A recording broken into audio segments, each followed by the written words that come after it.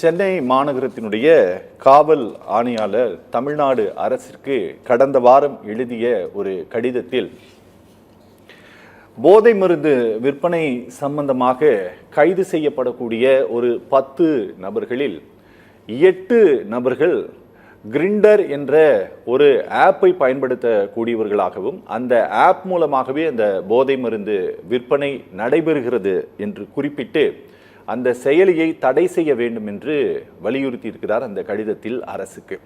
அது குறிப்பாக LGBT community சார்ந்த ஒரு செயலியாக இருப்பதால் அதிகரித்து வரக்கூடிய இந்த போதை மருந்து பழக்கம் தமிழ்நாட்டில் HIV நோயாளிகளை அந்த எண்ணிக்கையை உயர்த்தி கொண்டிருக்கிறதா, சட்டப்பூர்வமாக இதை தடுப்பதற்கும் இது குறித்த விழிப்புணர்வை அதிகப்படுத்துவதற்கும் என்ன மாதிரியாக அரசு முன்னெடுப்புகளை எடுக்க வேண்டும் என்பது பற்றியே பேச இருக்கிறது இந்த அமர்வு.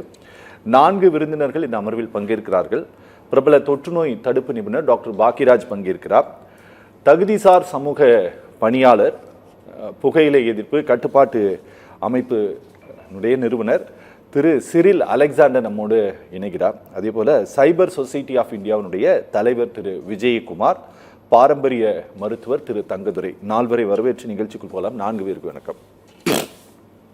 டாக்டர், நான் தொடக்கத்திலேயே குறிப்பிட்டேன் டாக்டர், இந்த எண்ணிக்கை எதுவுமே நாங்கள் சொன்ன எண்ணிக்கை கிடையாது.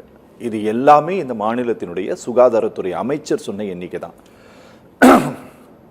10/10/2024க்கும் 16/4/2025க்கும் இடையில் அமைச்சர் சொன்ன டேட்டா படி அதிகமாக இருக்கிற எண்ணிக்கை 25,525. இது ரொம்ப எக்ஸாக்ட் டேட்டாவா மினிஸ்டர் சொல்லியிருக்காருன்ட்டு நம்ம எடுத்துக்கலாமா? எனது ரெக்கார்ட் ஆயிருக்கு அவையில். இதை விட ஒரு பெரிய இடம் கிடையாது மாநிலத்தில். இது ரெக்கார்ட் ஆயிருக்கு.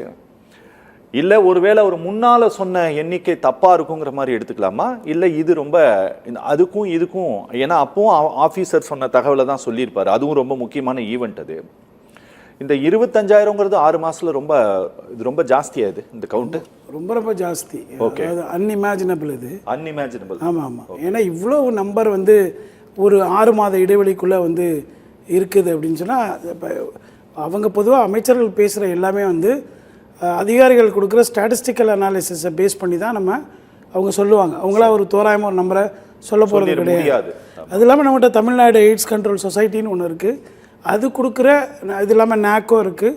இவங்கெல்லாம் கொடுக்குற அந்த ஸ்டாட்டிஸ்டிக்ஸை வச்சு தான் நம்ம டிசைட் பண்ணி அமைச்சர் சொல்ல முடியுமே தவிர அவராக சொல்ல முடியாதுங்கிறதுல எனக்கு மாற்று கருத்து இல்லை. சரி, ஓகே. ரெண்டாவது, இவ்வளோ நம்பர் எப்படி இவ்வளோ அதிகமாச்சு அப்படிங்கிறது பெரிய ஆச்சரியமான ஒரு விஷயந்தான். ஓகே. ஆனால் அதில் உண்மை இருக்க கொஞ்சம் வாய்ப்பு இருக்குது. ஏன்னா இன்றைக்கி ரீசெண்டாக நீங்கள் சொன்ன இந்த ஆப்பாக இருக்கலாம், அல்லது இளைஞர்கள் பயன்படுத்தக்கூடிய நிறைய பேர் போதைக்குள்ள அடிமை ஆகிறதுனால அடிப்படையில் பார்த்தீங்கன்னா முன்னாடி மருத்துவத்துறையில் இந்த மாதிரி இன்ஜெக்ஷன் ஒரே இன்ஜெக்ஷனை பயன்படுத்திக்கிட்டு இருந்தாங்க.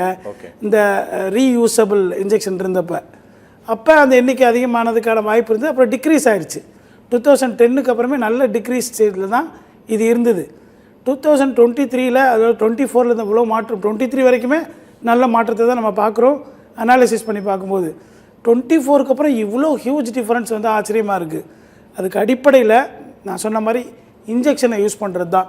இப்போ போதைப் பொருளுக்கு பார்த்தீங்கன்னா ஒருத்தர் இன்ஜெக்ஷனை யூஸ் பண்ணிவிட்டு அதை 10 பேர் 12 பேர் பயன்படுத்த வாய்ப்புகள் இருக்குது. ஏன்னா திரும்ப போய் அந்த டிஸ்போசபிள் சிரிஞ்சஸை கேட்க முடியாது பல இடங்களில். அது ஒரு வாய்ப்பாக இருக்கலாம்னு நான் கருதுனேன். ஏன்னா இளைஞர்கள் இப்போ அதிகமாக இந்த போதைக்கு அடிமையாக்கப்பட்டிருக்கிறாங்க. பல கல்லூரிகள், பல பள்ளிகளெல்லாம் இதில் பாதிக்கப்பட்டதை நம்ம கடந்த வருடங்களில் பார்த்தோம். அது அரசு தக்க நடவடிக்கை எடுத்தால் கூட இந்த இவ்வளோ பெரிய மாற்றத்திற்கு, ஏன்னா இந்த HIV ஒரு சில விஷயங்களை அடிப்படையாக அறிவியல் பூர்வமாக நம்ம சொல்லி ஆகணும். HIV ஒரு வைரஸ், எய்ட்ஸுங்கிறது ஸ்டேஜ் தான். HIV வைரஸ் ஒரு ஒரு இன்ஃபெக்ஷனை க்ரியேட் பண்ணக்கூடிய, அட்டாக் பண்ணக்கூடிய CD4 செல்ஸை, T செல்ஸை அட்டாக் பண்ணக்கூடிய ஒரு வைரஸ். இந்த எய்ட்ஸ் என்னங்கிறதுனா அக்யூட் இம்யூனோ டிஃபிஷியன்சி வைரஸ். அதாவது எதிர்ப்பாற்றலை குறைக்கக்கூடிய நிலைக்கு அது போயிடும். அதாவது ஸ்டேஜ் 4க்கு போகிற மாதிரி அது. ஸோ அந்த ஸ்டேஜ் வரும்பொழுது தான் அவங்கள எய்ட்ஸ் பேஷண்ட்டு நம்ம சொல்லுவோம். பாதிக்கப்பட்ட எல்லாருமே எய்ட்ஸ் பேஷண்ட் கிடையாது. ஓகே, HIV பாதிக்கப்பட்டவர்கள் தான். அப்படிங்கிறதுனால இது ரொம்ப ப்ரொலாங்கிங் ஸ்டேயை எடுத்துக்கும் இந்த வைரஸை பொறுத்தளவுக்கு. இப்போ வைரஸ் மாதிரி, அதர் வைரஸஸ் மாதிரி, இப்போ கோவிட்லாம் அவங்களுக்கு 5 நாளில் 6 நாளில் தெரியும். இன்ஃப்ளூயன்ஸா வந்தால் உடனே உங்களுக்கு தெரியும். ஆனால் HIV போன்ற வைரஸ்கள் நம்மளை பாதிக்கப்படும் பொழுது ரொம்ப வருடங்களுக்கு அது தெரியாது. ஓகே. அப்படி இருக்கும்போது ஏன்னா அப்போ கண்டுபிடிக்க முடியாது இல்லையா? அந்த ஒரு நபர் இந்த மாதிரி இன்ஜெக்ஷனை பயன்படுத்தும் பொழுது அவர் மூலமாக பல ஆயிரக்கணக்கான மக்களுக்கு போகக்கூடிய வாய்ப்புகள் இருக்குது. ஒரு காலகட்டத்தில் லாரி டிரைவர்ஸ் அதிகமாக இருக்கக்கூடிய நாமக்கல் போன்ற சேலம் போன்ற பகுதிகளில் இந்த மாதிரியான வைரஸ்கள் அதிக பாதிப்பு இருந்ததுன்னு சொன்னாங்க. ஆனால் இன்றைக்கி இளைஞர்கள் அதில் மாட்டிக்கிட்டு இருக்கிறாங்க. பல இளைஞர்கள் ஹெச்ஐவினால் பாதிக்கப்பட்டிருக்கிறாங்க. இதற்கு அடிப்படையான காரணம் இந்த இன்ஜெக்ஷனை போன்ற இதை ஒருத்தர் 10 பேர் பயன்படுத்துறதுடைய விளைவு தான் இது. ஓகே டாக்டர், நாங்கள் இந்த 25,525 அப்படிங்கிற கணக்கை நாங்கள் போட்டு பார்த்தோம். ஒரு நாளைக்கு எவ்வளோ பேர் வராங்க அப்படின்னு சொல்லிட்டு. ஒரு நாளைக்கு அமைச்சர் வந்து 10/10/2024 சொல்லிட்டு போன தேதியிலிருந்து 16/4/2025 தேதி வரை கணக்கு போட்டோம் அப்படின்னா ஒரு நாளைக்கு தமிழ்நாடு அரசு இத்தனை புதிய நோயாளிகள் வந்திருக்காங்க வைரஸால பாதிக்கப்பட்டவங்கன்னு கண்டுபிடிச்சது எவ்வளோன்னா ஒரு நாளைக்கு 138 பேரை கண்டுபிடிச்சிருக்காங்கன்ட்டு கணக்கு வருது. இதுல ஒருவேளை கவனம் செலுத்தாம இந்த கணக்கை சொல்லிட்டாரோ, இவ்வளவு பேர் வந்திருக்காங்கிறத ரொம்ப சீரியஸா எடுத்துக்காம இருக்குதோ இந்த கவர்மெண்ட்? அப்படி நம்ம சொல்ல முடியாது. ஓகே. ஏன்னா இதுக்கான சொசைட்டி இருக்குது. ஓகே. சென்ட்ரல் கவர்மெண்ட் இது சென்ட்ரலைஸ்டு விஷயங்கள் தான். இப்போ பட்ஜெட் பார்த்தீங்கன்னா அவங்க 2021லேருந்து 26 வரைக்கும் 15,000 சில கோடிகளை ஒதுக்கியிருக்கிறாங்க. இதுக்குன்னு இந்த கோடிகள் ஒதுக்கப்பட்டது சரியாக செயல்பட்டுக்கிட்டு இருந்துச்சு. 2023க்கு அப்புறம் இந்த ஹெச்ஐவி டெஸ்ட்டை பண்ணக்கூடிய அந்த கிட்டே அதிகமாக இல்லைங்கிற ஒரு கேள்விக்குறியெல்லாம் இருக்குது இதில். டாக்டர், எனக்கு ஒரு விஷயம் சொல்லுங்கள். இப்போது இந்த டெஸ்ட்டை எந்த லேபில் வேணால் போய் யார் வேணால் எடுக்கலாம், கரெக்டுங்களா? ஓகே. இப்போ ஒரு வேளை எடுத்து அவருக்கு பாசிட்டிவ் இருக்கு அப்படின்னு தெரிஞ்சா சம்பந்தப்பட்ட லேப் முறைப்படி அரசாங்கத்துக்கு தகவல் தெரிவிச்சிருமா? கண்டிப்பா. இப்போ எப்படின்னா அரசாங்க கட்டுப்பாட்டுக்குள்ள தான் அது இருக்கு. கார்பரேஷன் என்ன பண்ணுதுன்னா நோட்டிஃபிகபிள் டிசீஸ் ரிப்போர்ட்னு ஒன்று கொண்டு வருது. சரி. அதன் மூலமாக டெய்லி ஒரு லேபோ அல்லது மருத்துவமனைகளோ அந்த ஜோன் சார்ந்த கார்பரேஷன் பகுதிகளுக்கு இந்த ரிப்போர்ட்டை டெய்லி அனுப்பணும். ஓகே. அது நோட்டிஃபிகபிள் டிசீஸ்னால் ஹெச்ஐவி, ஹெச்பிஎஸ்ஏஜி, ஹெச்சிவி, டெங்கு, மலேரியா, டைஃபாய்டு உள்ளிட்ட அனைத்து நோய்களுக்கும் இன்ஃபர்மேஷனை அந்த கார்பரேஷன் ஜோனுக்குள்ளே அனுப்பணும். அந்த ஜோன் தலைமையகத்துக்கு அனுப்பும். அந்த கணக்கீடு படி தான் நம்ம பேச முடியும். ஏன்னா எந்த மருத்துவமனையும் அதை தவிர்க்க முடியாது. ஓகே. அப்படி இல்லைன்னா அது கேள்விக்குறியாகும். உதாரணத்துக்கு ஒரு NABH போன்ற அக்ரிடிடேஷன் ப்ராசஸ்க்கெலாம் போகணும், குவாலிட்டி கவுன்சில் ஆஃப் இந்தியாவுக்கு கீழே குவாலிட்டி ஸ்டாண்டர்ட்ஸ் எல்லாம் மெயின்டைன் பண்ணணும் அப்படின்னாலே இதெல்லாம் அவங்களுக்கு அடிப்படை தேவை. அதாவது கிளினிக்கல் எஸ்டாப்ளிஷ்மெண்ட் ஆக்ட் அல்லது ஏதாவது பெறணும்னாலே அரசாங்கத்தினுடைய லீகல் லைசன்ஸை பெறணும்னா இதெல்லாம் ஒரு அடிப்படை. ஓகே. அப்படிங்கிறனால ஃபண்டமெண்டல்ஸ் எல்லாம் ரொம்ப ஸ்ட்ராங்காக தான் இருக்குது.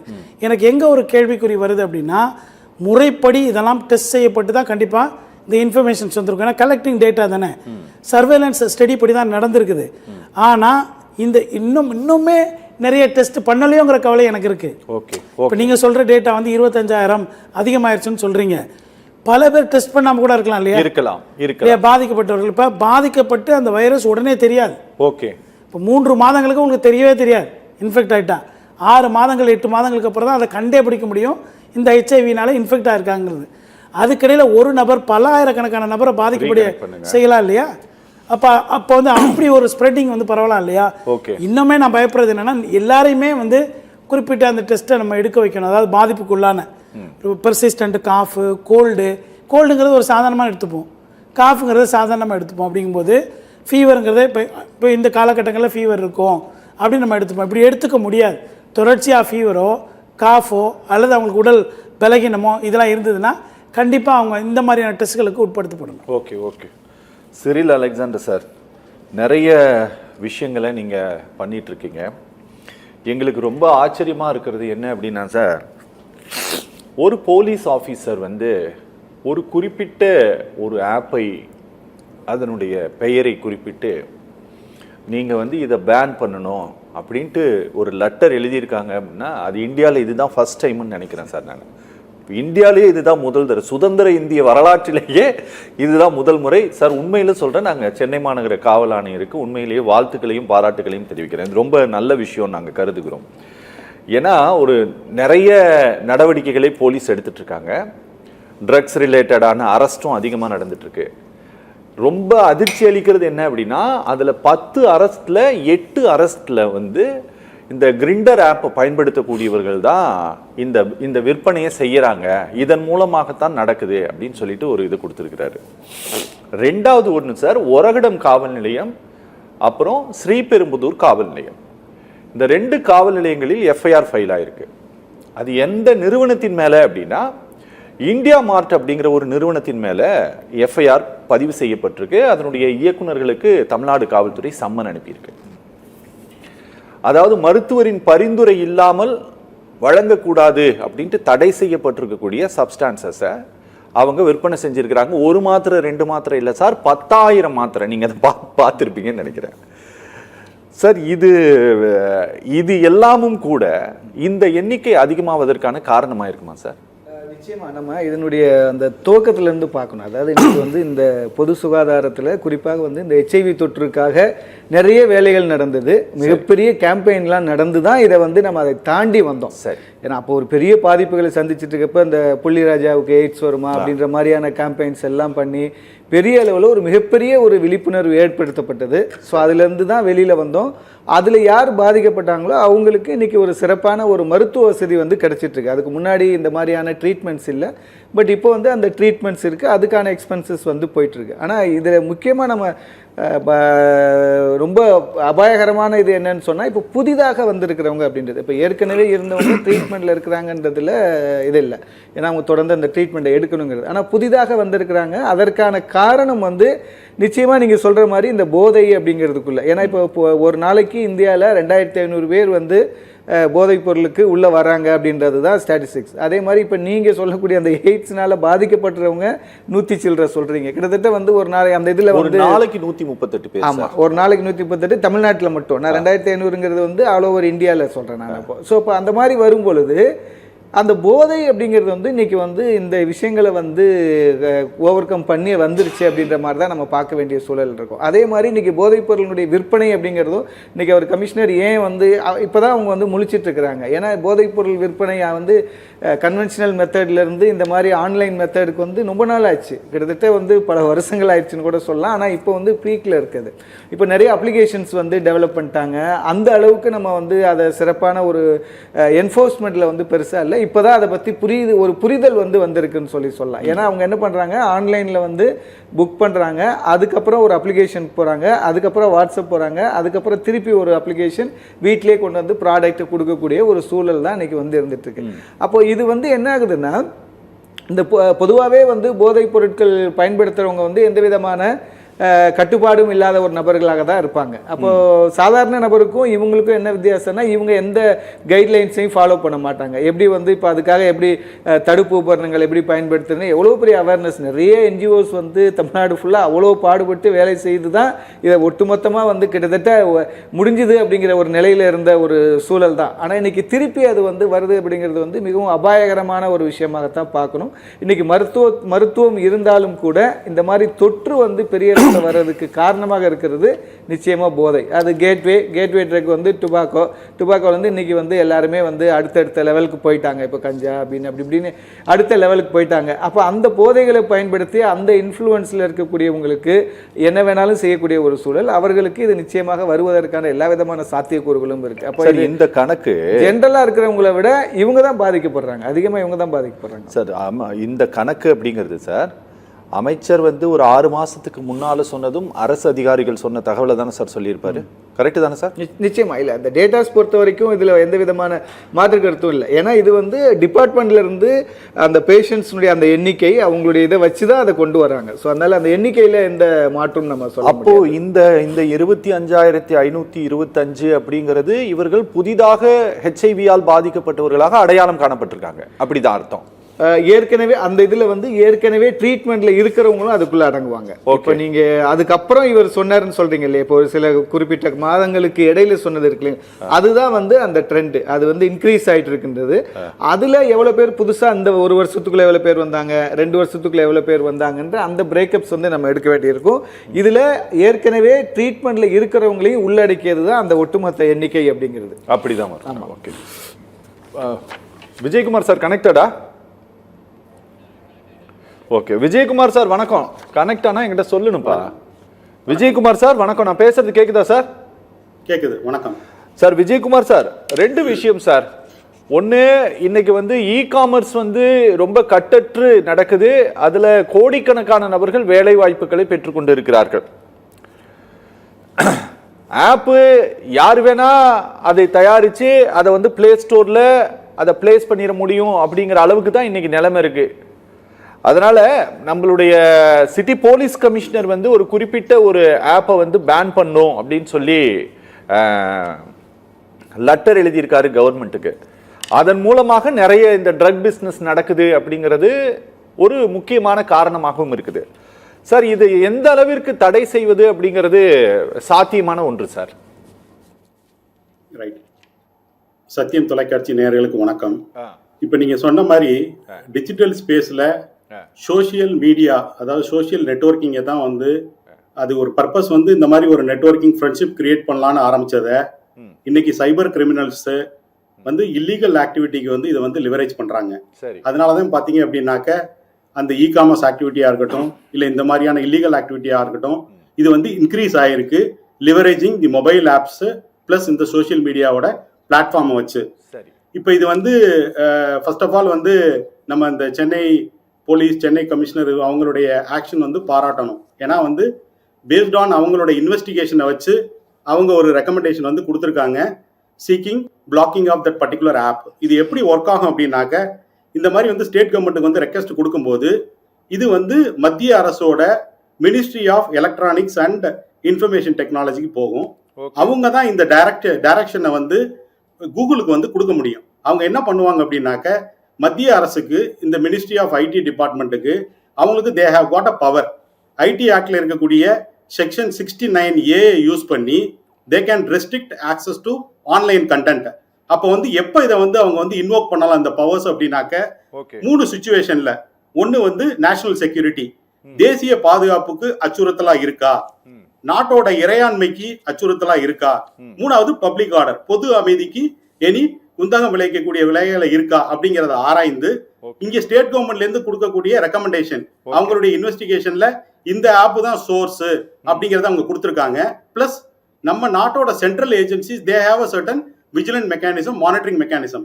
அவங்களுடைய ஃபைண்டிங்ல அவங்க என்ன ஐடென்டிஃபை பண்ணிருக்காங்கிறத பார்த்துட்டு இவங்க வந்து டைரக்டிவ் வந்து கூகுளுக்கு வந்து கொடுப்பாங்க, இந்த பர்டிகுலர் ஆப்பை வந்து கூகுள் பிளே ஸ்டோர்ல இருந்து ரிமூவ் பண்ணணும் அப்படின்னு சொல்லி. இது வந்து ஃபர்ஸ்ட் டைம் கிடையாது. இன் தி பாஸ்ட், இப்போ இதே வருஷம் 2015 பிப்ரவரியில பாத்தீங்க அப்படின்னாக்க மத்திய அரசு 119 ஆப்பை வந்து பிளே ஸ்டோர்ல இருந்து ரிமூவ் பண்ண சொல்லி கூகுளுக்கு கொடுத்து ரிமூவ் பண்ணிருக்காங்க. இந்த ஆப் எல்லாம் எதுன்னு பாத்தீங்க அப்படின்னாக்க, இது எல்லாமே ஆரிஜின் ஃப்ரம் சைனா, ஹாங்காங், இந்த 2 நாட்டுல இருந்து. எது ரிலேட்டட் அப்படின்னாக்க, இந்த பிளாட்ஃபார்ம் எல்லாமே voice chat, video chat related. ஏன்னா இப்போ வந்து டீப் ஃபேக்ங்கிறது இன்க்ரீஸ் ஆயிருக்கு, சைபர் கிரைம் ஆக்டிவிட்டிஸ் அதிகமாயிருக்கு. அதோட ரிலேட்டட் செக்யூரிட்டி ரிஸ்கை கன்சிடர் பண்ணி அவங்க வந்து டைரக்ஷன் வந்து இஷ்யூ பண்ணாங்க. பேசிஸ் தட் கூகுள் வந்து ஆல்ரெடி இதை ரிமூவ் பண்ணிட்டாங்க 119. இன் தி பாஸ்ட் பாத்தீங்கன்னா ஆர்பிஐ அதே மாதிரி, அதாவது இந்த இன்ஸ்டன்ட் லோன் ஆப்னால நிறைய பேர் வந்து பணத்தை இழந்தாங்க. அப்ப ஆர்பிஐ வந்து ஐடென்டிஃபை பண்ணி எந்தெந்த ஆப் வந்து எங்கே ஆரிஜின் சைனீஸ் ஆப் இந்த மாதிரியான ஒரு இல்லீகல் ஆக்டிவிட்டியில இன்வால்வ் ஆயிருக்கான்னு சொல்லி ஒரு டைரக்ஷன் கொடுத்தாங்க. அதை பேஸ் பண்ணி சென்ட்ரல் கவர்மெண்ட் வந்து டைரக்ஷன் இஷ்யூ பண்ணி ரிமூவ் பண்ணிருக்காங்க. நமக்கு எல்லாருக்கும் தெரியும், இன் தி பாஸ்ட் வந்து டிக்டாக் ஆப்பை கூட அவங்க வந்து ரிமூவ் பண்ணிருக்காங்க. So it is possible, it is doable. Okay okay okay sir, குறிப்பா இந்த தடை செய்யப்பட்ட சில மருந்துகள் சார், அது நம்ம ரொம்ப ட்ரக்குன்னு நம்ம சொல்ல முடியாது, அந்த மருந்துகள் எல்லாம் கூட இப்போ ரொம்ப ஈஸியாக வந்து மார்க்கெட்டில் கிடைக்குது சார். குறிப்பாக இந்தியா மார்ட்டோட டைரக்டர்ஸ்க்கு வந்து தமிழ்நாடு போலீஸ் வந்து சம்மன் அனுப்பியிருக்காங்க. இப்போ நம்ம இவர் சார் இங்கே உக்காண்டிருக்காரு, இவர் வந்து இந்தியாவில் தடை செய்யப்பட்ட சிகரெட்டை அவருக்கு சும்மாவே அனுப்பி கொடுத்துருக்குறாங்க சில கம்பெனிஸ், அவர் வீட்டுக்கே வந்து சேர்ந்துருக்குது சார். சார், இதையெல்லாம் கண்ட்ரோல் பண்ணக்கூடிய பவர் இருக்குல்ல சார், அது முழு பவரும் அதிகாரமுமே மத்திய அரசாங்கத்துக்கிட்ட தான் இருக்கா? ஏதாவது கொஞ்சமாச்சும் ஸ்டேட் கவர்மெண்ட் கிட்ட சென்ட்ரல் கவர்மெண்ட் ஏதாவது கொடுத்து வச்சிருக்குங்களா இந்த ஐடி ஆக்ட்? ஆமா, இப்போ இது வந்து இந்த டைரக்ஷன் அப்படிங்கிறது மத்திய அரசுல இருந்து தான் இந்த கூகுளுக்கோ இல்ல வேற இருக்கக்கூடிய அந்த ஆப் ஸ்டோர் நிறுவனத்துக்கோ போகணும். பட் வந்து என்ன பண்ணுவாங்கன்னா, ஸ்டேட் கவர்மெண்ட் வந்து always they can provide the recommendation. அவங்க வந்து பேசிக் இன்வெஸ்டிகேஷன் கொடுக்கறத வச்சு சென்ட்ரல் கவர்மெண்ட் வந்து ஆக்ட் பண்ணுவாங்க. இதுல என்ன அப்படின்னாக்க, ஒன்னு பிளாக் பண்ண பிறகு வாட் இஸ் இம்பார்ட்டன்ட் அப்படின்னாக்க, வேற நேம்ல இந்த ஆப் வந்து திரும்ப கூகுள் பிளே ஸ்டோர்லயோ இல்ல ஆப் ஸ்டோர்லயோ வருதா அப்படிங்கிறதையும் மானிட்டர் பண்ணணும். ரெண்டாவது என்ன பண்ணுவாங்க இந்த சைபர் கிரிமினல்ஸ் அப்படின்னாக்க, ஒன்ஸ் நீங்க பிளாக் பண்ணிட்டீங்க அப்படின்னு தெரிஞ்சது அப்படின்னாக்க இந்த ஆப்ஸை வந்து வேற நேம்ல தேர்ட் பார்ட்டி அப்ளிகேஷன் மாதிரி வந்து சோசியல் மீடியால இல்ல வந்து இன்டர்நெட்ல வந்து லிங்கா கொடுப்பாங்க, லிங்கையும் டவுன்லோட் பண்ணலாம். ஸோ இதை பிளாக் பண்ணதுக்கு பிறகு இந்த மானிட்டரிங் வந்து இம்பார்ட்டன்ட். மானிட்டர் பண்ணி இது வேற நேம்ல வருதா இல்ல வேற ஃபார்ம்ல வந்து தேர்ட் பார்ட்டி ஆப்பா வருதா அப்படிங்கிறத பார்த்து அதுலயும் ஆக்ஷன் எடுத்தா தான் கம்ப்ளீட்டா அதை வந்து ஸ்டாப் பண்ண முடியும். ஓகே ஓகே சார், பொதுவாகவே இந்த ஹெச்ஐவி பாதிப்பு அப்படிங்கிறத இந்த ஒரு சார் சொன்னதை போல அவர்கள் எய்ட்ஸ் நோயாளிகள் அல்ல, ஹெச்ஐவி வைரஸ் தொற்றுக்கு ஆளானவர்கள் தொடக்கத்தில் அப்படிங்கிறதான் கண்டுபிடிக்கிறோன்னு சொல்றாங்க. சார், இந்த தொற்றுக்கு ஆளாகக்கூடியவர்கள் இது தொடக்கத்திலிருந்தே இது சம்பந்தமான ரிசர்ச் பண்றது, இந்த எய்ட்ஸ் கண்ட்ரோல் சொசைட்டி போர்டு இவங்க எல்லாம் சொன்னது என்ன அப்படின்னா, இந்த மாதிரியான தொற்றுக்கு ஆளாகக்கூடியவர்கள் எந்த மாதிரியான நிலையில் இருக்கும்போது ஆளாகிறார்கள் அப்படின்னா, அவர்கள் தன்னிலை மறந்த நிலையில் இருக்கும்போது, அதாவது முழுக்க முழுக்க ஃபுல் போதையில் இருக்கும்போது தான் இப்படி வந்து அன்கண்ட்ரோலாக போய் அவேர்னஸ் இல்லாமல் போய் இந்த மாதிரி நோயை வாங்கிட்டு வந்துடுறாங்கன்னு சொல்லிட்டு. இன்னைக்கு ஒரு வருஷத்துக்கு முன்னால சார் சேலத்தை வந்து பேஸா வச்சு செயல்பட்டுக்கிட்டு இருந்த ஒரு பெரிய ட்ரக் நெட்வொர்க்கை வந்து என்சிபி வந்து பஸ் பண்ணாங்க சார். அவங்க எப்படி முழுக்க முழுக்க அந்த சேல் பண்ணாங்க அப்படின்னா, அது முழுக்க முழுக்க டார்க் நெட் மூலமாகவே சேல்ஸ் நடந்தது அப்படிங்கிறது போன வருஷம் நார்கோட்டிக் கண்ட்ரோல் பியூரோ கொடுத்த தகவலுக்கு சார். ஆனா இந்த வருஷம் என்ன அப்படின்னா, இது வந்து அடுத்த கட்டத்துக்கு போயிட்டு நம்ம சிட்டி போலீஸ் கமிஷனர் வந்து ஒரு கம்யூனிட்டிக்காக இருக்கக்கூடிய ஆப் மூலமாக தான் இந்த 10 அரெஸ்ட்ல 8 பேர் வந்து இந்த பிசினஸ் பண்றாங்கன்னு சொல்லியிருக்காங்க. இது இருக்க இருக்க அடுத்த கட்டத்தை நோக்கி நகர்ந்துகிட்டே இருக்குதே சார். இதுக்கு ஒரு சென்ட்ரலைஸ்டு மானிட்டரிங் ஏதாவது இருக்கா இங்க முதல்ல? ஓகே, இப்போ இது வந்து பாத்தீங்கன்னாக்க டிஜிட்டல் ஸ்பேஸ் வந்து நம்ம கண்ட்ரோல் பண்ணணும் அப்படின்னாக்க குளோபல் லாஸ் வந்து வேணும். இப்போ வந்து பாத்தீங்கன்னா நம்ம வந்து இங்க ஐடி ஆக்ட் வச்சிருக்கோம், அதே மாதிரி கண்ட்ரி ஸ்பெசிபிக் ஒவ்வொரு கண்ட்ரிக்கும் ஆக்ட் இருக்கு. அதே மாதிரி சென்ட்ரல் அந்த போலீசிங் அப்படிங்கிறது குளோபல் போலீசிங் அப்படிங்கிறது வேணும். இப்போ நீங்க சொல்ற டார்க் வெப் அப்படிங்கிறது நம்ம யூஸ் பண்ணக்கூடிய இன்டர்நெட் அப்படிங்கிறது it is a surface level web, டாப்ல வரக்கூடியது. கீழே வந்து டீப் வெப், டார்க் வெப்னு 2 லெவல் இருக்கு. இந்த டார்க் வெப்பை வந்து யார் யூஸ் பண்றா அப்படின்னாக்க சைபர் கிரிமினல்ஸ். அங்கேதான் இந்த வந்து ட்ரக் சேல்ஸ் பண்றதா இருக்கட்டும், இல்லீகல் ஆக்டிவிட்டியா இருக்கட்டும், இல்ல வந்து trading using the crypto currency use பண்ணி ட்ரேட் பண்றது. அந்த ட்ரேடிங் வந்து என்ன மாதிரி நடக்கும் அப்படின்னாக்க காம்ப்ரமைஸ்டு பாஸ்வேர்டா இருக்கலாம். இந்த மாதிரி வந்து ஸ்டீல் பண்ண பாஸ்வேர்டு எல்லாமே they will make it available for sale in the dark web. இந்த மாதிரி வருது. இந்த மாதிரி வரும்போது என்ன அப்படின்னாக்க இதுக்கு மானிட்டரிங் மெக்கானிசம் வந்து இன்னைக்கு வந்து இருக்கு. மானிட்டர் பண்ணி அது வந்து ஒரு ஏஜென்சி சம்பந்தமானதா, ஒரு கவர்மெண்ட் ரிலேட்டட் டேட்டாவா இருக்கா, இல்ல எந்த மாதிரியான டேட்டா. இப்ப ரீசெண்டா பாத்தீங்கன்னா நம்மளுடைய ஐடென்டிட்டி ரிலேட்டட் டேட்டா இருக்கு அப்படின்னு சொல்லி ஒரு இன்ஃபர்மேஷன் வரும்போது இதெல்லாம் வந்து கவர்மெண்ட் வந்து மானிட்டர் பண்ணுவாங்க. மானிட்டர் பண்ணி அந்த மாதிரி வரும்போது அவங்க வந்து அதுக்கான ஸ்டெப்ஸை எடுத்து அந்த டேட்டாவை அதுல இருந்து ரிமூவ் பண்றதுக்கான ஆக்ஷன் வந்து எடுப்பாங்க. சோ இது வந்து என்ன அப்படின்னாக்க நிறைய கோஆர்டினேஷன் வேணும். இங்க வந்து ஸ்டேட்ல இருந்து கொடுத்தாலும் இது சென்ட்ரல் கவர்மெண்ட்டுக்கு போய் central government needs to work with other global agencies. Sometimes வந்து இன்டர்போலோட ஒர்க் பண்ணணும், சம்டைம்ஸ் வந்து யூரோபோலோட ஒர்க் பண்ணணும். ஒர்க் பண்ணி இந்த டார்க் வெப்ல இருக்கக்கூடிய டேட்டாவை எடுக்கிறதோ இல்ல அந்த கேங்கை வந்து ட்ராக் பண்றதோ அப்படிங்கிறது ஆக்ஷன் அப்படிதான் எடுக்க முடியும் இன்னைக்கு உள்ள சிச்சுவேஷன்ல. ஏன்னா டிஜிட்டல் ஸ்பேஸ்ங்கிறது global. Okay okay okay. Thangadurai sir வணக்கம். வணக்கம் சார். தங்கதுரை சாரோட சவுண்ட் வைங்க சார். நான் பேசுறது கேக்குது இல்ல உங்களுக்கு? கேக்குது சார். சார், போன மாசம் 10ஆம் தேதி இந்தியா முழுசும் ஒரு செய்தி வந்தது சார். அது என்னன்னா கேரள மாநிலம் வலாஞ்சேரி சார், மலப்புரம் மாவட்டத்தில் இருக்குது அந்த ஊரு. அங்க வந்து என்னன்னா ஒரே ஒரு சிரஞ்சியை யூஸ் பண்ணி, நம்ம டாக்டர் தொடக்கத்தில் சொன்னது போல ஒரே ஒரு சிரஞ்சியை யூஸ் பண்ணி போதை மருந்து ஊசியை போட்டுக்கிட்ட 10 பேருக்கு ஹெச்ஐவி பாதிப்பு கண்டுபிடிச்சிருக்காங்க அப்படிங்கிறது. ஆமா, ஒருத்தருக்கு அந்த நோய் தொற்று கண்டுபிடித்த உடனே அவர் ட்ரக் யூசர்னு தெரிஞ்ச உடனே யார் யாரெல்லாம் அவங்க கூட சேர்ந்து இந்த ட்ரக்கை பயன்படுத்துவாங்க அப்படின்னு சொல்லி கேட்டு அவங்கள செயின் லிங்கா பிடிச்சி எல்லாரையும் வந்து பிளட் டெஸ்ட் எடுத்து பார்க்கும்போது அவரோடு சேர்ந்து அந்த இன்ஜெக்ஷனை போட்டுக்கிட்ட 10 பேருக்குமே ஹெச்ஐவி பாதிப்பு ஆளாயிருக்காங்க அப்படிங்கிறது உறுதிப்படுத்தப்பட்டது சார். இது வந்து இந்த ட்ரக்கை யூஸ் பண்றதுனால. ஆனா இன்னைக்கு இந்த டாட்டூ போடுறதும் அப்படிங்கிறதும் இன்னைக்கு அதுவும் ஒரு பெரிய இந்த தொற்றுக்கு பெரிய காரணமா இருக்கு அப்படின்ட்டு சொல்றாங்க. கடந்த காலங்கள்லயும் போட்டுட்டு இருந்தாங்க. ஆனா இன்னைக்கு அது எவ்வளவு பெரிய ரீசனா மாறி இருக்கு சார் இந்த டாட்டூ போடுறதெல்லாம்? இல்லை இப்போ எப்படின்னா, இப்போ ஒரு நீடிலை பயன்படுத்தி 10 பேர் போட்டிருக்கும் பொழுது ஒருத்தர் பாசிட்டிவாக இருந்து மற்ற எல்லாருக்குமே அது பரவி இருக்கிறதுக்கு வாய்ப்புகள் அதிகம். சரி. அது மாதிரி இந்த டேட்டூவில் போடக்கூடிய நீடில் சரியாக ஸ்டெரிலைஸ் பண்ணாமல் ஒரு பாசிட்டிவ் பேஷண்ட்டுக்கு இருந்து மற்றவங்களுக்கு பயன்படுத்தும் போது தான் அதுக்கான ஒரு பாசிட்டிவ் மற்றவர்கள் மாற முடியும். சரி சரி சரி. ஆனால் இன்னைக்கு இந்த டாட்டூ கலாச்சாரங்கிறது இன்னைக்கு நமக்கு தேவையில்லாத ஒன்றான தான் நாங்கள் பார்க்கிறோம். ஓகே. ஏன் அப்படின்னு கேட்டிங்கன்னா, மாறி போன வாழ்க்கை முறை, தமிழர்களுடைய பாரம்பரியம் கலாச்சாரம் இதெல்லாம் பார்க்கும் பொழுது இந்த மேற்கத்திய கலாச்சாரம் வந்து அதிகமாக பரவுறதன் காரணமாக இப்போ இந்த செல்போன் என்னைக்கு வந்ததோ, இப்போ காமர்ஸ் எதன் வழியாக நடக்குது, எப்படி அவங்களுக்கு மருந்து ஈஸியாக கிடைக்குதுன்னு பார்த்தீங்கன்னா அதுக்கு ஆதாரமாக இருக்கக்கூடியது செல்போன் தான். ஓகே. இப்போ ஒவ்வொருவரினோட வீட்டிலேயும் தன்னுடைய குழந்தை, தன்னுடைய பையன், ஆணாகட்டும் பெண்ணாகட்டும், அந்த செல்போனை எப்படி பயன்படுத்துறாங்க, எதற்காக பயன்படுத்துறாங்க அப்படிங்கிறது யாரும் பெரும்பாலும் பார்க்கறது இல்லை. சரி சரி சரி. இன்னைக்கு ஒரு பாலுணர்வை தூண்டக்கூடிய பல விஷயங்கள் அந்த செல்போன்ல வந்துருது. சரி.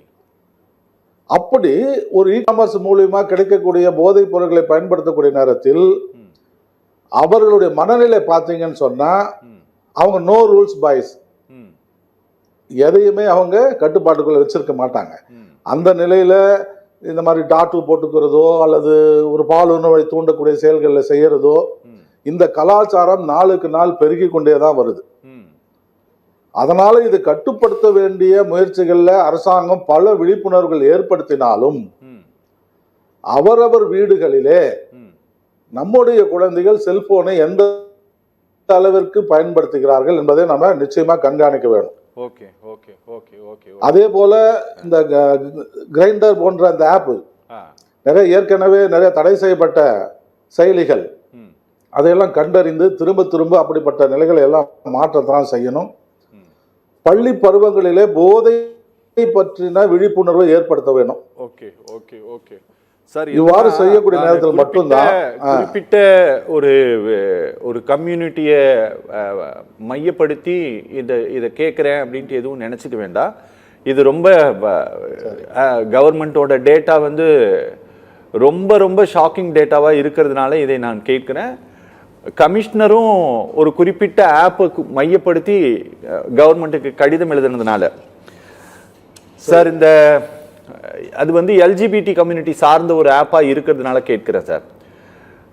சார், இந்த அந்த கம்யூனிட்டியில் இருக்கக்கூடியவர்கள் போதிய அவேர்னஸ் இல்லாமல் இருப்பதும், அவர்கள் அதிகமாக போதைப் பொருளை பயன்படுத்துவதும் கூட இந்த தொற்று அதிகமாவதற்கான காரணமா சார் ஏதோ ஒரு வடிவத்தில்?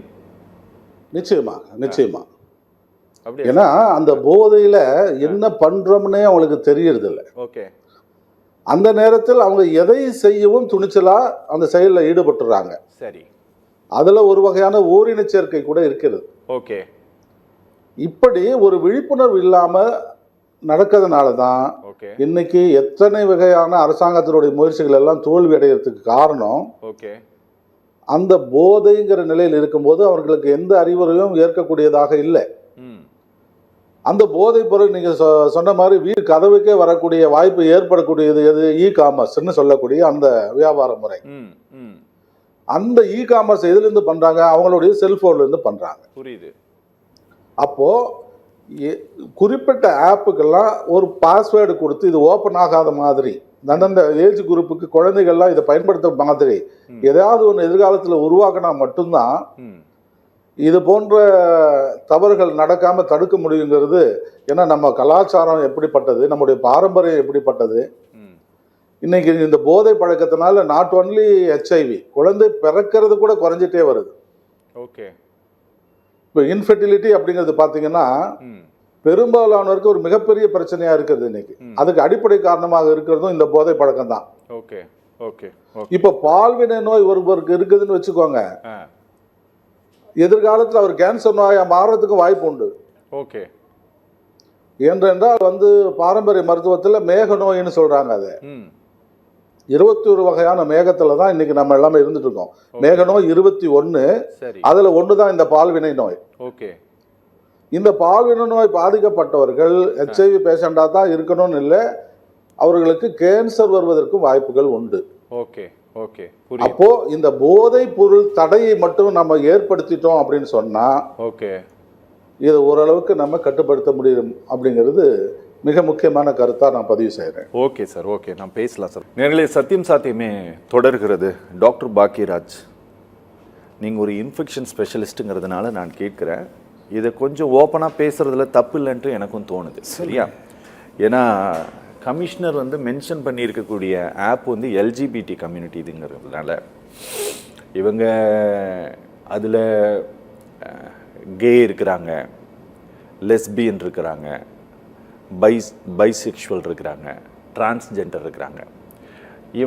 அது ஃபிசிக்கல் ரிலேஷன்ஷிப் அவங்க விருப்பம் சார்ந்ததாக இருக்குது அப்படின்னாலும் அதில் நிறைய தொற்றுகள் ஏற்படுவதற்கான வாய்ப்பு இருக்குது. ஓரல் ஆனல் பண்ணுறாங்க, அப்புறம் அவங்க லெஸ்பியன் பண்ணுறாங்க அப்படின்னா கூடவே இந்த ட்ரக்கும் எடுத்துக்கிறாங்கன்னு வச்சுக்கோங்களேன்.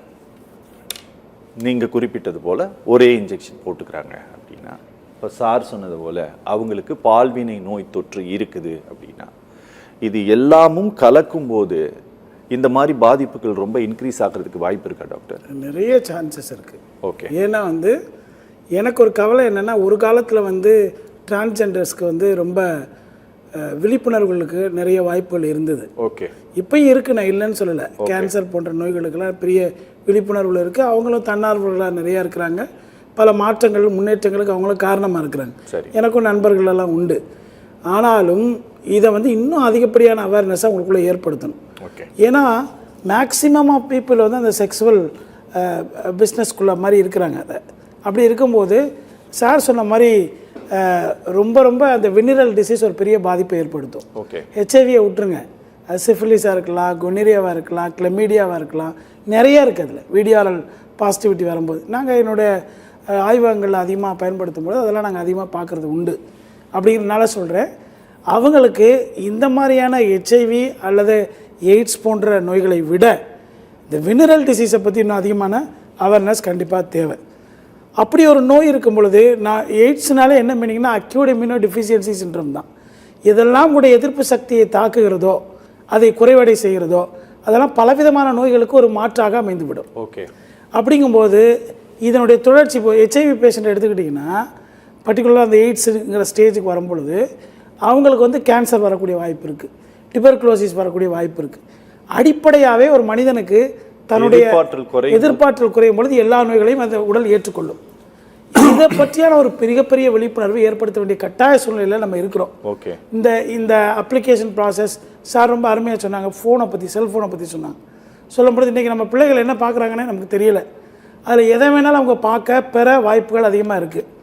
ஏன்னா நம்மளால் வந்து நேரடியாக இப்போ பணம் வாங்கி கொடுக்குறதில்ல, ஜிபேங்கிற ஒரு முறையில் நம்ம இளைஞர்களுக்கு போட்டு கொடுத்துட்றோம். அவங்க என்ன தேவையோ அதை அதில் வாங்கிக்கிறாங்க.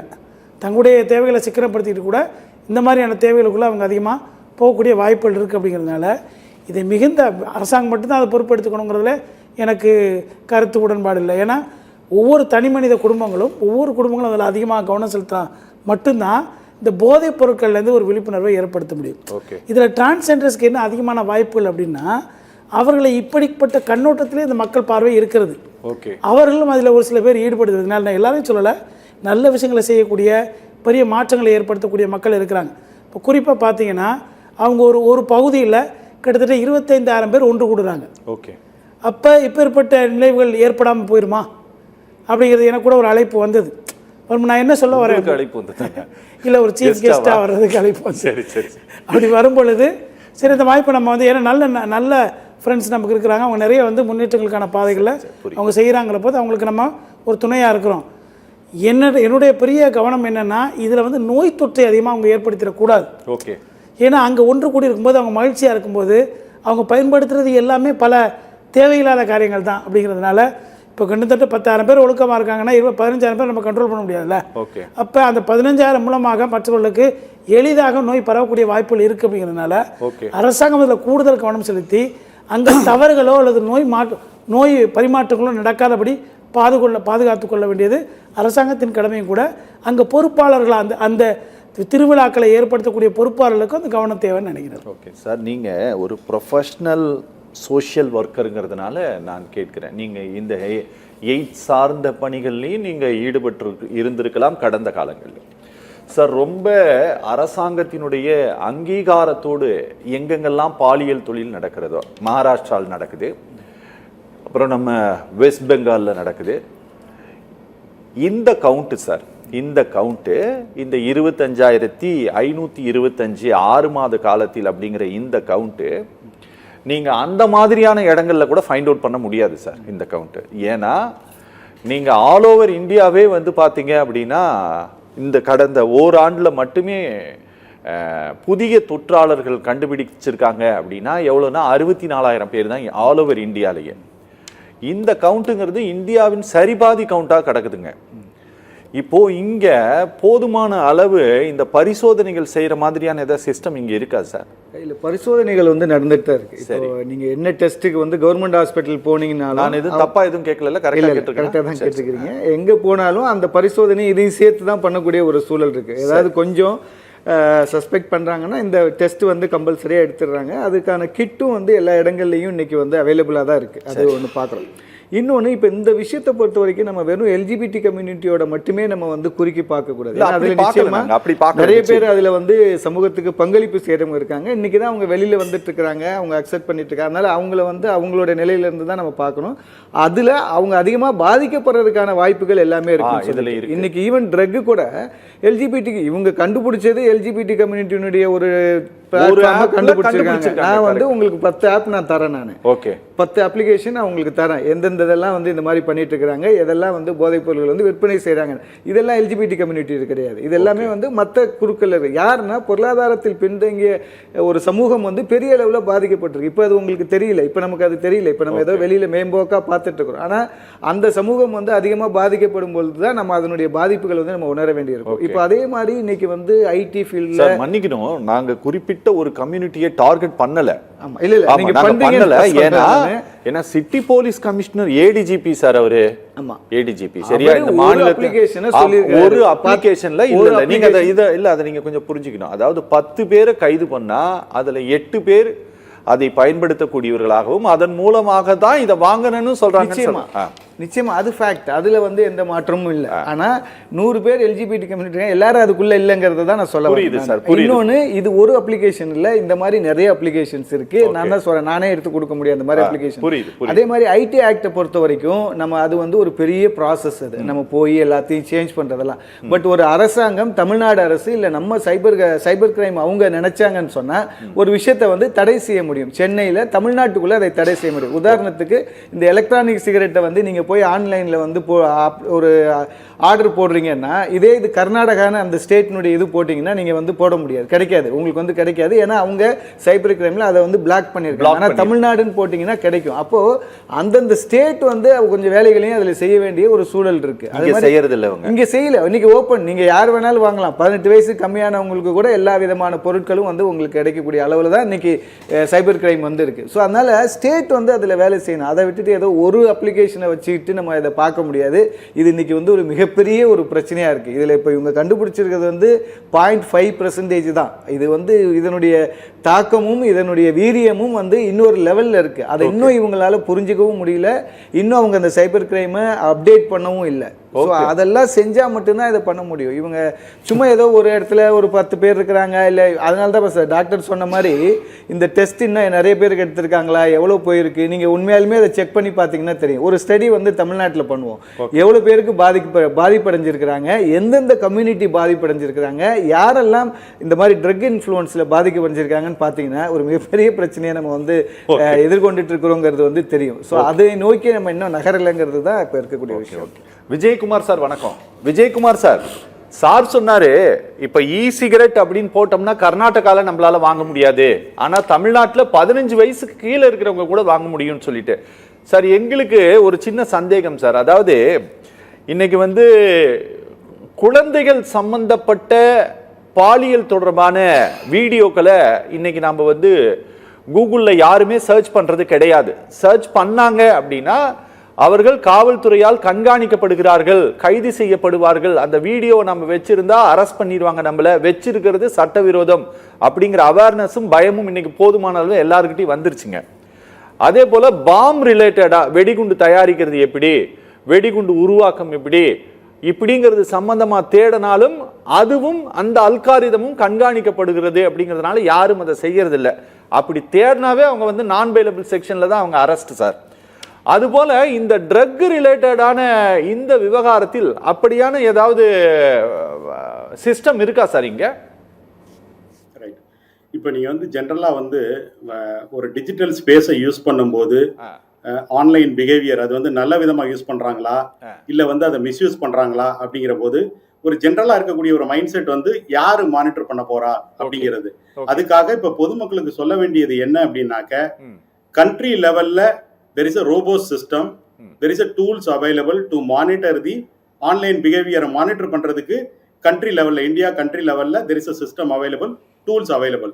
அதே மாதிரி குளோபலா லீடிங் கண்டென்ட் ப்ரொவைடர்ஸ் இல்ல இந்த மாதிரி சர்ச் என்ஜின்ஸ் கூகுள், இப்ப நீங்க கரெக்டா சொன்னீங்க சைல்ட் போனோகிராஃபியை பத்தி. இன்னைக்கு வந்து 4 விஷயங்களை யாராவது குளோபலா இதை சர்ச் பண்ணாங்க அப்படின்னாக்க அந்த சர்ச் பண்ண பர்சன் வந்து போலீஸோட கண்காணிப்பு வளையத்துக்குள்ள வருவாங்க. என்னென்ன 4 விஷயங்கள் அப்படின்னாக்க, கூகுள்ல போய் சர்ச் பண்ணும்போது பாம் மேக்கிங் அப்படின்னு சர்ச் பண்ணி அது ரிலேட்டட் உள்ள வீடியோவோ அது ரிலேட்டட் உள்ள கண்டென்ட்டோ இல்ல வந்து என்ன ஆர்டிகல் இருக்கோ அதை படிச்சா அது ஒண்ணு. செகண்ட் வந்து நீங்க சொன்னது மாதிரி சைல்டு போனோகிராஃபி, அது வந்து பொசஷன், அதை ஆக்சஸ் பண்றது, அதை டிசிமினேட் பண்றது, மூணுமே வந்து லீகல் ஆக்ஷன்ஸுக்கு உட்படுத்தப்படும். அது ரெண்டாவது. மூணாவது வந்து பாத்தீங்கன்னாக்க ஹேக்கிங் ஆர்டிகல்ஸ் பிளஸ் டூல்ஸ், அந்த ஹேக் பண்றது, கம்ப்யூட்டர் பத்தி ஹேக் பண்றது, நெட்வொர்க்கை ஹேக் பண்றதை பத்தி பார்த்தாலே அதுவும் வந்து இதோட கண்காணிப்பு வளையத்துக்குள்ள வரும். நாலாவதா உள்ளது pirated software, pirated movie software. இந்த 4 கேட்டகரி யாராவது கூகுள்ல வந்து சர்ச் பண்ணாங்க அப்படின்னாக்க இது எப்படி ஒர்க் ஆகுது அப்படின்னா, இந்த குளோபல் சர்ச் இன்ஜின் அவங்க வந்து தே ப்ரொவைட் தி டேட்டா. அவங்க வந்து பேக் எண்ட்ல வந்து நீங்க சொன்னது மாதிரியே அல்கோரிதம் இருக்கு. They leverage the artificial intelligence to detect இந்த மாதிரி ஒரு பேட்டர்ன்ஸ், இல்லீகல் ஆக்டிவிட்டியோட லிங்கா இருக்கக்கூடிய பேட்டர்னை வந்து டிடெக்ட் பண்றது கூகுள் எடுத்து அது இன்டர்போலுக்கு போகும். அங்கே இருந்து there is a mechanism to share இந்த இன்ஃபர்மேஷன் டு ரெஸ்பெக்டிவ் கண்ட்ரி, அந்த கண்ட்ரிக்கு இருக்கு. அந்த பேட்டர்னை பார்த்துக்கிட்டு போலீஸ் வந்து எப்போ அது ஆக்ஷன் எடுக்கணும், அது வந்து சஸ்பீசியஸா இருக்குங்கிறதுல வந்து கண்டிப்பா எடுப்பாங்க. அப்ப இந்த அவேர்னஸ் வந்து இருக்கும்போது என்ன ஆகுது அப்படின்னாக்க, டெஃபினட்டா பண்ணும்போது அவங்க போலீஸோட கண்காணிப்பு வளையத்துக்குள்ள வர்றாங்க. அதே மாதிரி இப்ப இந்த ட்ரக் ரிலேட்டட் அப்படிங்கிறத வந்து கண்ட்ரோல் பண்ணணும் அப்படின்னாக்க, இந்த இருக்கக்கூடிய கீவேர்ட்ல இந்த ட்ரக்ங்கிறது உள்ள வந்தது அப்படின்னாக்க கண்டிப்பா அது வந்து ஒரு கண்காணிப்பு வளையத்துக்குள்ள வரும். ஓகே ஓகே சார், அது இவ்வளவு நாள் ஏதாவது இருக்கா சார் இந்த சிஸ்டம்? இல்ல இப்போதைக்கு இந்த 4 இது இருக்கு. அந்த ட்ரக்ங்கிறது போகும்போது, பிகாஸ் ட்ரக்ங்கிற வேர்டு தான் மெடிசன்ஸ்க்கு யூஸ் பண்றாங்க, அந்த ஷெட்யூல் ட்ரக் அப்படிங்கறத வந்து கிளியரா டிஃபரன்ஷியேட் பண்ணி அதுக்கு ரிலேட்டட் யூஆர்எல், அதுக்கு ரிலேட்டட் கீவேர்டை வந்து ஷார்ப்பா இது பண்ணி பண்ணுனாக்க இதனுடைய பாசிபிலிட்டிஸ் வந்து அதிகம். சார் சொன்னதை நீங்க கவனிச்சிருப்பீங்கன்னு நினைக்கிறேன். சிகரெட்டை இங்க இருந்து கர்நாடகால நம்மளால வாங்க முடியாது, ஆனா தமிழ்நாட்டில் வாங்க முடியும். அதுவும் சும்மாவே உங்களுக்கு கொடுத்துருவாங்க. நீங்க தேடி பார்த்தீங்க அப்படின்னா, நீங்க தேடி பார்த்துட்டு உங்களால பே பண்ண முடியல அப்படின்னா அந்த வெப்சைட்டே என்ன பண்ணுதாமா சார், உங்களுக்கு வந்து அடடா இவங்க தேடி பார்த்துட்டு இவங்களுக்கு பே பண்ண முடியலையே, அதனால பாவம் பார்த்து உங்களுக்கு சும்மாவே அனுப்பிடுறாங்களாமா சார். இன்னைக்கு காலையில் தான் அவருக்கு வந்துருக்குது சார், ஃப்ரீயா வந்துருக்குதுன்னு சார். இதை எப்படி சார் இந்த விஷயம் கூட செய்யாம தான் இங்க இருக்கா சார்? அந்த அளவுக்கு தான் இருக்குதா இங்க சைபர் கிரைம் குறித்த அவேர்னஸ் இங்க நம்மளோட இந்த சிஸ்டத்துல? இல்ல அப்படி இல்ல, அது வந்து என்ன அந்த பேசிஸ் அவங்களுடைய இன்வெஸ்டிகேஷன் பிரகாரம் எது வருமோ அந்த ரெக்கமெண்டேஷன்ஸ் எல்லாமே போகுது. இது வந்து ஸ்டேட் லெவல்ல சிட்டி லெவல்ல அப்படின்னு லிமிட் பண்ணாம, இப்போ வந்து பாத்தீங்கன்னா இப்போ ஒரு ஸ்டேட்ல வந்து பிளாக் பண்ணிருக்கு அப்படின்னாக்க பக்கத்து ஸ்டேட்ல போய் வாங்குவாங்க, அப்புறம் இங்க வந்து பக்கத்து ஸ்டேட் பாண்டிச்சேரியில போய் வாங்குவாங்க. இந்த மாதிரி எல்லாம் வரும். இது வந்து பண்ணும்போது எஃபெக்டிவா பண்ணணும் அப்படின்னா கண்ட்ரி லெவல்ல பண்ணும்போது, இப்ப நான் சொன்னது மாதிரி குளோபலா இருந்தது அப்படின்னாக்க கண்டிப்பா அது ஒரு கண்காணிப்பு வளையத்துக்குள்ள வரும். அந்த ஒரு அவேர்னஸ் வந்து கிரியேட் ஆகும். அப்போ வந்து யாராவது அந்த கீவேர்ட் சர்ச் இது பண்றாங்க இல்ல அது ரிலேட்டட் வருது அப்படின்னா, இன்னும் இந்த மாதிரி எந்தெந்த ஆப் வந்து இந்த மாதிரி வந்து ட்ரகோட சேல்ல வந்து இன்வால்வ் ஆயிருக்கு இல்ல அது ரிலேட்டட் இருக்கக்கூடிய சைட்டு, அது எல்லாமே ஒரு யூஆர்எல் ஃபில்டரிங் மெக்கானிசத்துக்குள்ள கொண்டு வந்து கம்ப்ளீட்டா பிளாக் பண்ணணும். இது பிளாக் பண்றதுங்கிறது ஒரு கண்ட்ரி லெவல்ல பண்ணா தான் அது வந்து எஃபெக்டிவா இருக்கும். Okay okay okay okay okay Thangadurai sir, கடையநல்லூரினுடைய சட்டமன்ற உறுப்பினர் கேட்ட கேள்விக்கு தான் தமிழ்நாட்டினுடைய மக்கள் நல்வாழ்வுத்துறை அமைச்சர் பதில் சொன்னார் சார். ரொம்ப டீட்டெயிலான பதில் சொன்னார் சார். கலைஞர் இருந்தபோது எவ்வளவு பணம் டெபாசிட் செய்யப்பட்டது, அந்த பணம் இன்னைக்கு எத்தனை கோடியாக மாறி இருக்கிறது, ரொம்ப தொற்றால் பாதிக்கப்பட்டவர்களுக்கு அரசு எவ்வளவு தொகையை கொடுக்கிறது, ஹெச்ஐவி தொற்றால் பாதிக்கப்பட்ட குழந்தைகளுக்கு என்னென்னலாம் செய்கிறோம், எத்தனை சென்டர் மூலமாக கூட்டு மருந்து சிகிச்சை எல்லாம் கொடுக்குறோம் அப்படிங்கிறத ரொம்ப டீட்டெயிலாக சொன்னார் அமைச்சர். ஆனால் அவர் ஒரு 6 மாதத்துக்கு முன்னால் சொன்ன கணக்கையும் நேற்று சொன்ன கணக்கையும் மையப்படுத்தி அதில் இருக்கக்கூடிய வித்தியாச எண்ணிக்கையை ஒரு பெரிய விவாதமாக மாற்றுவாங்க அப்படின்ட்டு இந்த அரசாங்கம் நிச்சயமாக நினச்சி கூட பார்த்துருக்காது. ஆனால் இன்னைக்கு இதனுடைய எண்ணிக்கை ரொம்ப ஒரு அலார்மிங் எச்சரிக்கை மணியை அடிச்சிருக்குன்னு வச்சுக்கோங்களேன். நான் இன்னைக்கு உங்களை கூப்பிட்டதுக்கு ஒரு முக்கியமான காரணம் இருக்கு. என்ன அப்படின்னா, இந்த ஹெச்ஐவி நோயாளிகளுக்கான சிகிச்சை கொடுக்கறதுல பாரம்பரிய மருத்துவமும் சித்த மருத்துவமும் கூட ஈடுபடுகிறது சார். சார் சொன்னாரு, இந்த இவங்களுக்கு இருக்கு அப்படின்னு தெரிஞ்சா உடனடியா தெரிஞ்சிடும் அப்படின்னு சொன்னாரு எல்லாருக்கும். சார், இந்த பாரம்பரிய மருத்துவர்கள் கிட்ட சிகிச்சை எடுக்கக்கூடியவர்கள் குறித்த தகவலையும் கூட அரசாங்கத்துக்கு எல்லாம் தெரியப்படுத்திடுவாங்களா சார்? இல்ல, அந்த மாதிரி டேட்டா ஒன்றும் அதிகமா இல்லை. பாரம்பரிய மருத்துவர்கள் வந்து அந்த டேட்டா அதிகம் சொல்றது இல்லை. ஓகே. ஏன்னா இது வந்து ஒரு கௌரவ பிரச்சனையா பார்க்கப்படுது. ஓகே, புரியுது. இது வெளியில தெரிஞ்சா அவருக்கு மரியாதை இல்லை அப்படிங்கிற மாதிரி சூழ்நிலை இருக்கும் பொழுது, ஓகே, இது கட்டாயமாக்கப்பட்ட விதிமுறைகள் இல்லை. ஓகே. இப்போ இந்த பொதுவா பால்வெளி நோய், செக்ஸுவலி டிரான்ஸ்மிட்டட் டிசீஸ்ங்கிறது, வினரியல் டிசீஸ், சிபிலிஸ், கொனோரியா எதுவாக இருக்கட்டும், இதுக்கு ஒரு கம்யூனிகேஷன் தான் மெயின். ஓகே. ஒரு ஆணு ஒரு பெண்ணு, இவங்களுக்குள்ள ஒரு கம்யூனிகேஷன் வேணும். ஓகே. அதுக்கு மிக ஆதாரமாக இருக்கிறது நம்ம கையில் இருக்கிற செல்போன். ஓகே. நீங்க அந்த காலத்துல பாத்தீங்கன்னா ஒரு பால்வினை அந்த சிந்தனையை தூண்டக்கூடிய படங்கள் எல்லாம் ஒரு வீடியோ கேசட் லெவல் இருக்கும் பொழுது எங்கேயோ ஒரு இடங்கள்ல தான் அது இருக்கும். ஓகே. ஒரு மஞ்ச பத்திரிகைன்னு ஒன்று இருந்தது அப்போ. அந்த பத்திரிகைகள் படிப்பதன் மூலமாக பால் உணர்வை தூண்டக்கூடிய முறைகள் எல்லாம், அதெல்லாம் இன்னைக்கு மாறி போய் ஒரு பட்டனை தட்டிட்டா, நான் தேர்னது வந்து கூகுள்ல போய் ஆன்னு நான் போட்டா அது அன்பை காட்டலாம், இல்ல ஒரு அன்னத்தை காட்டலாம். ஆனா அடுத்த வேற ஒரு பேரை காட்டுது அது. ஓகே. பால் உணர்வை தூண்டக்கூடிய பெயர்கள் எல்லாம் அதுல வருது. அதுக்கு ஒரு கட்டுப்பாடு நாம வைக்கணும். அப்போ கூகுளுக்கு நம்ம கடிதம் எழுதி இந்த மாதிரி எல்லாம் வரக்கூடாதுங்கிற மாதிரியான நிபந்தனைகளை விதிக்கணும். ஓகே. அதே போல அரசாங்கம் பல முயற்சிகள் எடுத்துக்கிட்டாலும் அந்தந்த வீடுகளிலே அவரவர்கள் பெற்றோர்கள் தங்கள் குழந்தைகளுடைய செல்போன் பயன்பாடு எந்த அளவிற்கு இருக்கிறது என்பதை கவனிக்காமல் விட்டுவிட்டால், இப்போ ட்ரக் மட்டும் இல்லைங்க, சைக்கிளுக்கு பஞ்சர் ஓட்டுற சொல்யூஷன் கூட இங்க போதைப் பொருளா இருக்கு. கரெக்ட். இப்போ பாக்கு வகையில கடையில விற்குது. நேத்து ஒரு அம்மா வந்து அழுகுறாங்க, ஏதோ கூலிப்பா, அது என் பையன் சாப்பிட்றான் சார், அது ஏதாவது தடுக்க முடியுமான்னு கேட்குறாங்க. இப்படி இந்த புகையிலை பொருட்கள் எல்லாம் இன்னும் எப்படி மார்க்கெட்ல விற்பனைக்கு கிடைக்குது? இப்போ நீங்க ஒரு ஆன்லைனுக்கு போய் ஆர்டர் பண்ணி தான் வாங்கணுங்கிறது இல்லைங்க, ஒரு பெட்டி கடையிலே கிடைக்குது. ஓகே. ஒரு சைக்கிள் பஞ்சர் ஓட்டுறவங்க கிட்ட அந்த சொல்யூஷன் கிடைக்குது. ஒரு பிரிஸ்கிரிப்ஷன் இல்லாம ஒரு மருந்து கடைகள்ல போய் ஒரு மருந்து வாங்க முடியுது. இந்த நிலைகள் எல்லாம் மாறினா மட்டும்தான் நம்ம இது போன்ற நோய்களை வராமல் தடுக்க முடியும். ஓகே. இதுல ஹெச்ஐவி பாதிப்பு மட்டும் இல்லைங்க சார். முதல்ல சொன்ன மாதிரி கேன்சர் நோய், டிபி நோய் இன்னைக்கு அதிகமாயிட்டு வருது. Kidney failure disease. நம்ம பயன்படுத்துற ட்ரக் எந்த அளவுக்கு பாதுகாப்பானது நமக்கு தெரியல. ஓகே. அந்த போதைக்கு அடிமையாகி அதை பயன்படுத்துறதன் மூலமாக நம்ம சிறுநீரகங்கள் பாதிப்படையுது.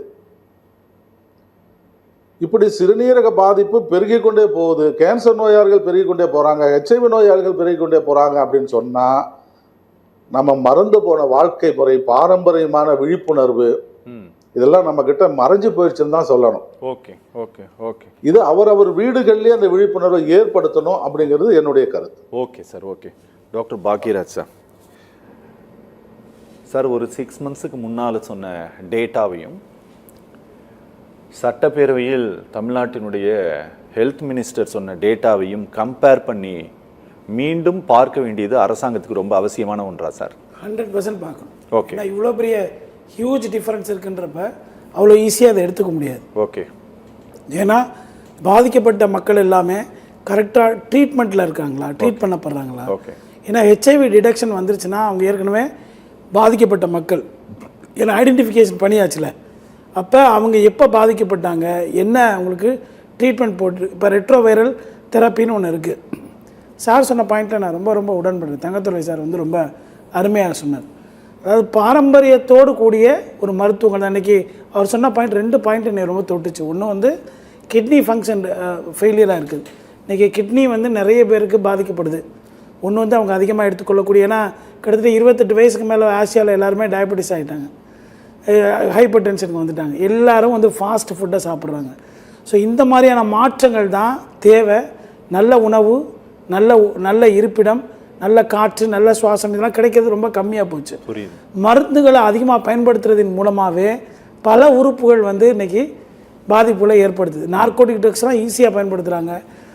அதாவது நம்ம தியேட்டர்ஸில் பயன்படுத்தக்கூடிய அந்த மருந்துகள்லாம் இன்றைக்கி போதைப் பொருட்களாக குழந்தைகளுக்கு கிடைக்குது அப்படின்னா, அவங்களுடைய உறுப்புகள் எல்லாம் பாதிக்கப்படுச்சுன்னா அவங்களுடைய பெற்றோர்களுடைய மனநிலை எப்படிப்பட்டதாக இருக்கும்? 2 விஷயம் சார். ஒன்று உடலை பாதிச்சிருது, 2வது மனசை பாதிச்சிருது. இதுக்கு கண்டிப்பாக தீவிரமான, குறிப்பாக அந்த ஹெச்ஐவி விஷயத்தில் அரசாங்கம் பல அவேர்னஸ் ஏற்படுத்த வேண்டிய கட்டாயத்தில் இருக்குது. ஓகே. எதாவது சொல்ல விரும்புகிறீங்களா சார்? ப்ளீஸ். நிகழ்ச்சி நான் முடிக்க எண்ணிக்கையினுடைய அந்த வீரியத்தை கணக்கில் எடுத்துட்டு பெரிய அளவில் ஒரு அவேர்னஸ் ஜென்ரேட் பண்ண வேண்டியிருக்கும். அதில் குறிப்பாக இந்த போதைப் பொருளை முழுமையாக தடை செஞ்சிட்டோம்னாவே பெரிய அளவில் இதை கண்ட்ரோல் பண்ணிடலாம்னு சொல்லுவாங்க சார். ரொம்ப நன்றி நேயர்கள். சார் நீங்கள் ஏதாவது சொல்லணுமா சார்? விஜயகுமார் சார், நீங்கள் இறுதியாக ஏதாவது சொல்ல விரும்புகிறீங்களா? ஆமா, 2 விஷயங்கள் சொல்லுங்க சார். 2 விஷயம். இப்போ இன்னைக்கு வந்து நிறைய குழந்தைகள் வந்து மொபைல் போன் வந்து யூஸ் பண்றாங்க ஆன்லைன் கிளாஸஸ்க்கு அப்படின்னு சொல்லி. 18 இயர்ஸ்க்கு கீழே இருக்கவங்களுக்கு வந்து கொடுக்கும்போது அந்த மொபைலோ லேப்டாப்போ பேரண்டல் கண்ட்ரோல்ஸ் ஆட் பண்ணி கொடுக்கணும். அது ரொம்ப ரொம்ப முக்கியம். அது கொடுக்கும்போது அவங்களுக்கு இன்அப்ரோப்ரியேட் கண்டென்ட் அந்த எக்ஸ்போஸ் ஆகாது. அது ஒன்று. செகண்ட் வந்து இப்போ நான் சொன்னது மாதிரி எந்தெந்த கீவேர்டெல்லாம் வந்து கம்ப்ளீட்டாக மானிட்டரிங் அப்படிங்கிறது தெரிஞ்சும் இந்த இல்லீகல் கண்டென்ட்டை வந்து அதை வந்து சர்ச் பண்றதோ அதை வந்து ஆக்சஸ் பண்றதோ கம்ப்ளீட்டா அவாய்ட் பண்ணணும். அதுக்கப்புறம் நிறைய அப்ளிகேஷன்ஸ் வருது, நிறைய வெப்சைட்ஸ் இருக்கு.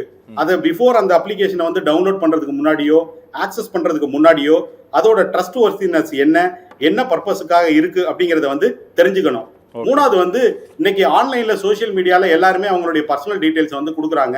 இந்த பிரைவசியை மெயின்டைன் பண்றதுக்கு அந்த கொடுக்கறதுங்கிறத அவாய்ட் பண்ணணும். ஏன்னா இந்த டேட்டாவை வச்சு தான் சைபர் கிரிமினல் வந்து they will go against you, right? அது ஒன்று. அதுக்கப்புறம் எல்லாருமே இன்னைக்கு கண்ட்ரி ஒரு ஸ்மார்ட் டிவைஸ் மொபைலோ கம்ப்யூட்டரோ யூஸ் பண்ணும்போது அதில் எப்படி வந்து சேஃப்டி செக்யூராக யூஸ் பண்ணணும் அப்படிங்கிறத தெரிஞ்சுக்கணும். நம்ம இந்தியன் கண்ட்ரியில் இருக்கக்கூடிய லா அண்ட் ரெகுலேஷன்ஸ் என்னென்ன இருக்குது இது ரிலேட்டட் அப்படிங்கிறத அதை கம்ப்ளைண்ட் பண்ணணும். அதே மாதிரி அன்னோன் நம்பர்லேருந்து வரக்கூடிய காலை வந்து எடுக்கக்கூடாது. அதே மாதிரி அன்னோன் நம்பர்லேருந்து வரக்கூடிய அன்னோன் லிங்க், பிகாஸ் இது 2 தான் வந்து most of the cyber crime ஆக்டிவிட்டிஸ்க்கு வந்து காசா இருக்கு.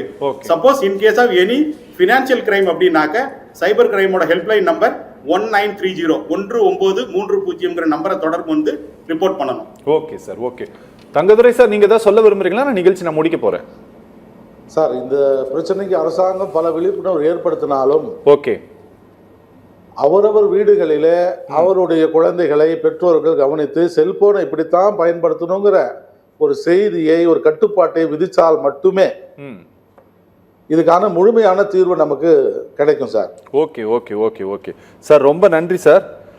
வெறும் எம்எல்ஏ கேள்வி கேட்ட எம்எல்ஏக்கு பதிலை மட்டும் சொல்லிட்டு போகல ஹெல்த் மினிஸ்டர். அவர் ஒரு பெரிய அபாய ஒளியை எழுப்பியிருக்கிறார்.